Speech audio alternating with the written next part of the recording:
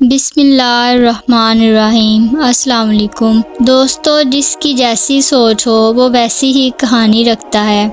کوئی پرندوں کے لیے پانی تو کوئی پرندوں کے لیے بندوق رکھتا ہے۔ دوستو، کامیابی کے دروازے انہی کے لیے کھلتے ہیں جو ان کو کھٹکھٹانے کی ہمت رکھتے ہیں۔ آج میں آپ کو سناتی ہوں ایک مالدار بادشاہ اور ایک غریب آدمی کی کہانی۔ یہ کہانی بہت سبق آمیز ہے۔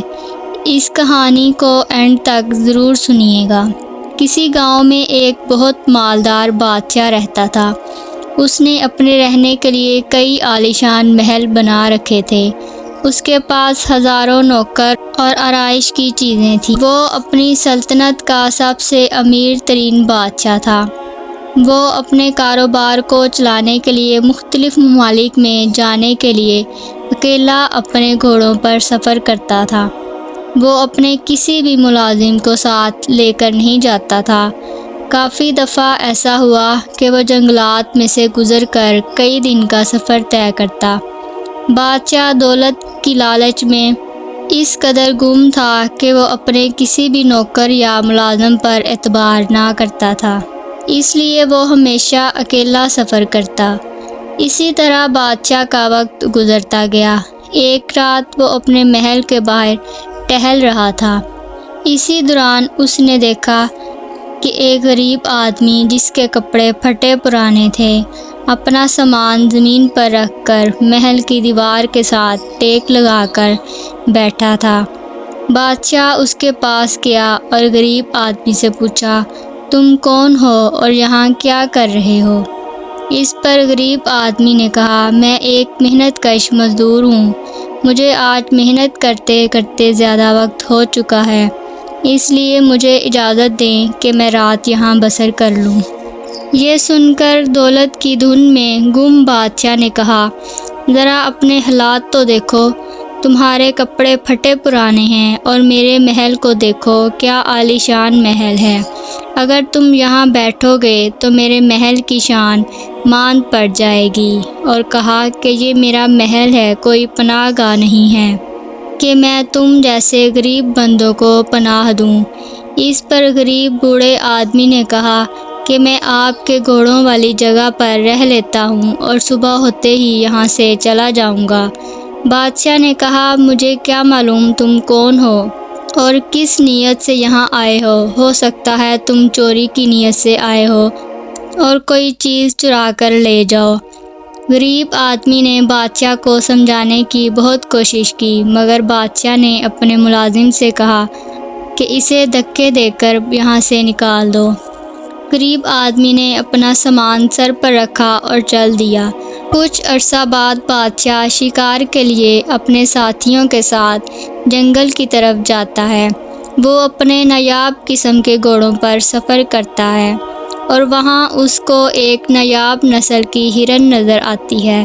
بادشاہ اس کا شکار کرنے کے لیے اپنا گھوڑا دوڑاتا ہے، لیکن ہرن اس کے ہاتھ نہیں آتی اور اسی کوشش میں بادشاہ اپنے ساتھیوں سے بچھڑ جاتا ہے۔ جنگل بہت گھنا تھا۔ بہت کوشش کے بعد بھی اسے واپسی کا راستہ نہ ملا۔ بہت تیز آندھی شروع ہو چکی تھی، جس کی وجہ سے بہت سے درخت ٹوٹ گئے۔ آندھی اس قدر تیز تھی کہ خوف کے مارے گھوڑا وہاں سے بھاگ گیا۔ جب آندھی کا زور کم ہوا تو اس نے دیکھا کہ اس کا گھوڑا بھی اس سے جدا ہو چکا ہے۔ اس کو اپنے اس گھوڑے سے بہت پیار تھا، کیونکہ بادشاہ نے اسے بچپن سے پالا تھا۔ یہ سب دیکھ کر بادشاہ بہت پریشان ہوا اور اللہ سے اپنی غلطیوں کی معافی مانگنے لگا۔ کچھ دیر بعد وہ دیکھتا ہے کہ ایک خوبصورت جوان اس کی طرف آ رہا ہے۔ وہ سوچنے لگا کہ یہ نوجوان کوئی چور تو نہیں، لیکن جب لڑکا بادشاہ کے پاس پہنچا تو لڑکے نے بادشاہ کو سلام کیا اور بادشاہ کی پریشانی پوچھی۔ بادشاہ نے سارا ماجرا بیان کیا۔ لڑکے نے کہا، آپ پریشان نہ ہوں، یہاں پاس ہی میری جھونپڑی ہے، وہاں میں اپنے والد کے ساتھ رہتا ہوں۔ آپ ہمارے ساتھ رات بسر کریں، ہم اپنی ہمت کے مطابق آپ کی خدمت کریں گے اور میں آپ کا نایاب نسل کا گھوڑا بھی تلاش کر دوں گا۔ یہ سن کر بادشاہ بہت مطمئن ہو گیا۔ لڑکے نے بادشاہ کو دودھ کا پیالہ دیا۔ بادشاہ نے کہا یہ دودھ کہاں سے آیا؟ لڑکے نے کہا ہمارے پاس ایک بکری ہے، یہ دودھ اس بکری کا ہے۔ میرے والد نے کہا ہے کہ مہمان کو آج کا سارا دودھ دے دو، کیونکہ ہماری روایت ہے کہ ہم مہمان کو اپنے گھر سب سے عمدہ چیز دیتے ہیں، اور ہمارے پاس سب سے عمدہ چیز یہ دودھ ہے۔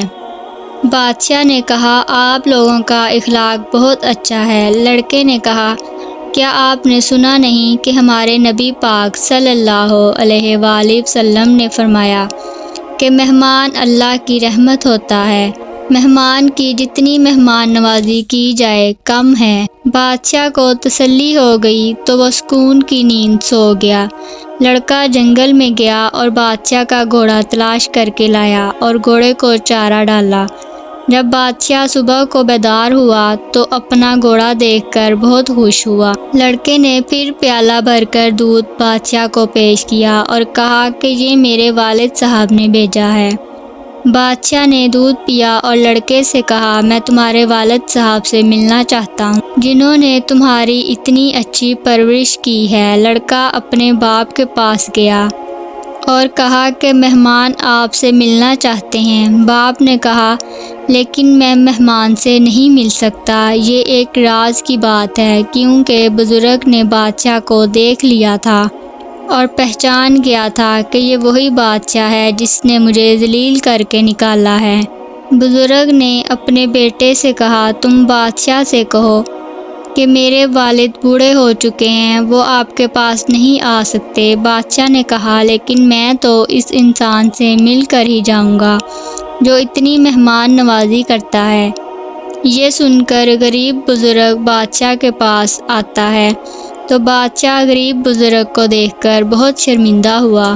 بادشاہ نے کہا میں اپنے کیے کی معذرت چاہتا ہوں، اللہ نے مجھے راہ راست پر لانے کے لیے میرے ساتھ یہ معاملہ کیا اور مجھے آپ ہی کا مہمان بنایا۔ اب میں ہمیشہ مہمانوں کی عزت کروں گا۔ پیارے دوستو، مہمان اللہ کی رحمت ہوتے ہیں، ان کو کبھی برا نہیں کہنا چاہیے۔ میری کہانی آپ کو اچھی لگی ہے تو لائک کریں، شیئر کریں، کمنٹ کریں اور میرے چینل کو سبسکرائب کریں تاکہ میری ہر آنے والی ویڈیو آپ تک جلد پہنچ سکے۔